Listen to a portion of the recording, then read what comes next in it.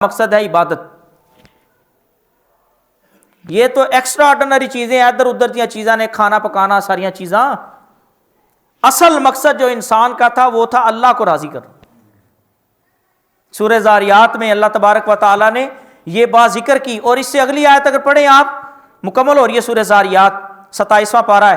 اللہ تعالیٰ کہتے ہیں میں تمہیں دنیا میں بھیج کر یہ نہیں کہ تم سے کوئی روزی مانگ رہا ہوں, بلکہ الٹا میں تمہیں دے رہا ہوں. اور فرمایا ان اللہ هو الرزاق ذو القوۃ المتین, میں سب سے بڑھ کر روزی دینے والا بڑا قوت والا ہوں اور بڑی طاقت والا ہوں. ہر انسان کی کوئی نہ کوئی ذمہ داری, انسانوں انبیاء کی ذمہ داری اللہ تعالیٰ نے ذکر کی. بلکہ حضرت ابراہیم علیہ السلام کی اگر دعا دیکھیں, حضرت ابراہیم علیہ السلام نے بیت اللہ بنایا ہے, بیت اللہ بنا دیا. حضرت اسماعیل علیہ السلام بطور مزدور کی حیثیت سے, حضرت ابراہیم بطور مستری کی حیثیت سے بیت اللہ کی بنیادیں بلند کر دی. جب بلند ہو گئیں تو دعائیں مانگنا شروع کر دی کہ یا اللہ تیرے گھر کے لیے یہ محنت کی ہے ہم نے تھوڑی سی, ابراہیم القواعد, کہ یا اللہ اس کی بنیادیں بلند کر دی ہیں, پروردگار ہماری اس محنت کو قبول کر لے.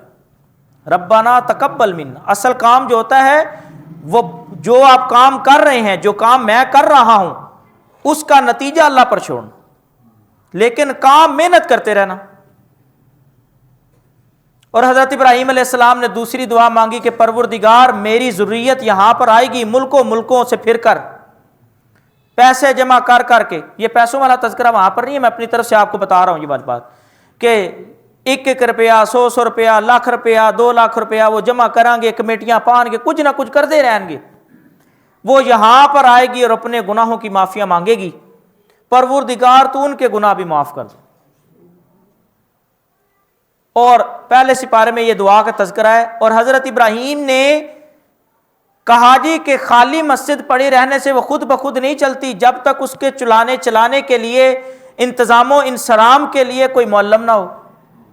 تو حضرت ابراہیم علیہ السلام نے دعا مانگی ربنا وبعث فیہم رسولا, کہ پروردگار انہی میں سے جہاں پر یہ مسجد بنی ہے, بیت اللہ بنایا گیا ہے, اسی کے ارد گرد بستی بنے گی, پروردگار انہی میں سے ایک بندہ ہائر کر دے, مبعوث کر دے, وہ 4 کام کرے, یتلو علیہم آیاتہ ویزکیہم ویعلمہم الکتاب والحکمہ.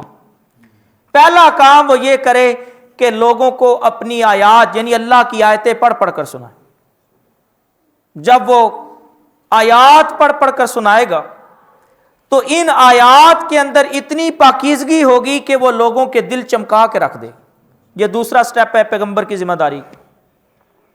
وَيُعَلِّمُهُمُ الْكِتَابَ وَالْحِكْمَةَ, وہ لوگوں کو قرآن بھی پڑھ پڑھ کر سنائے, اور اس قرآن کے ذریعے لوگوں کے دل مانج کے رکھ کر صاف کر کے رکھ دے. وَيُعَلِّمُهُمُ الْكِتَابَ وَالْحِكْمَةَ, لوگوں کو قرآن کی آیتیں پڑھنا بھی سکھائے, والحکمت, اور ان کو اچھی اچھی باتیں دنائی کی باتیں بھی سمجھائے. تو نبی کریم صلی اللہ علیہ وسلم کی یہ ذمہ داری.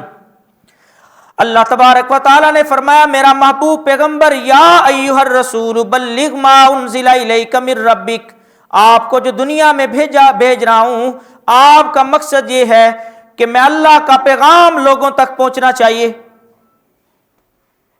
ایک روایت ہے بخاری میں موجود ہے, بلغوا انی ولو آیا, چاہے مجھے پورا قرآن تو نہیں آ سکتا, لیکن اگر مجھے ایک آیت بھی سمجھ آ گئی ہے تو ایک عام آدمی کی ذمہ داری ہے وہ بھی لوگوں کو بتائے. فریضہ دین جو ہے اللہ کے نبی صلی اللہ علیہ وسلم نے جہاں جس طرح ادا کیا, صحابہ پہنچاتے رہے, 1 منٹ بھی ضائع نہیں ہونے دیے. ہم اگر غور کریں اپنی زندگیوں پر, اسی بیٹھے کنیا وقت ضائع کرنا. صحابہ کرام رضوان اللہ تعالی علیہ مجمعین جمع ہیں تو اللہ کے پاک پیغمبر صلی اللہ علیہ وسلم نے وہیں پہ بیان کر دیا, فرمایا افشوا السلام آتیموا الطعام, وہاں پر سلام کے طور طریقے بیان کر دیے, لوگوں کو قریب کرنے کا طریقہ بیان کر دیا. تو اللہ کے نبی صلی اللہ علیہ وسلم خطبہ حجۃ الوداع پر خود لوگوں سے پوچھا کہ کوئی دین دی گل رہ تے نہیں گئی جو میں نے نہ پہنچائی ہو تم تک. میں خطبہ حجۃ الوداع پڑھ رہا ہوں اور آپ سن رہے ہیں. آپ جو بات سن رہے ہیں اس کو جا کر تحقیقاً دیکھے بھی کہ کدھر گپ تو نہیں چل رہی. پاک پیغمبر صلی اللہ علیہ وسلم نے فرمایا کہ او میرے صحابہ کی جماعت، کیا مجھ سے کوئی دین کی بات رہ گئی ہے کہ بعد کے آنے والے لوگ اپنی طرف سے دین بنائیں اور کہیں جی کہ یہ دین ہے؟ صحابہ کا جواب تھا اس میدان میں، فرمایا وَأَدَّيْتَ الْأَمَانَةَ وَكَشَفْتَ الْغُمَّةَ.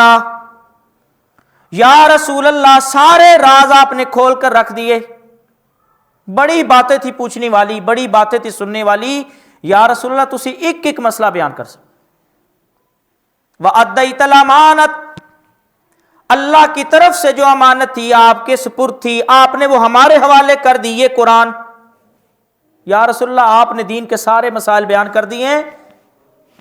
اسی لیے اللہ کے نبی صلی اللہ علیہ وسلم نے جب یہ صحابہ کی بات سنی تو اسی ممبر پر موجود ہے تو اللہ کے نبی نے ہاتھ اٹھا لی. یہ میں نے کئی دفعہ روایت آپ کو پڑھ کر سنائی ہے.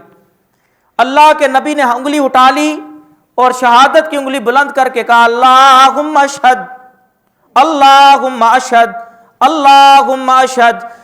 پروردگار تو بھی گواہ ہو جا، یہ سارے صحابہ گواہ ہو رہے ہیں، میں نے لوگوں کو قرآن پڑھ پڑھ کر سمجھا دیا ہے، لوگوں کو دین کی بات میں نے بتا دی.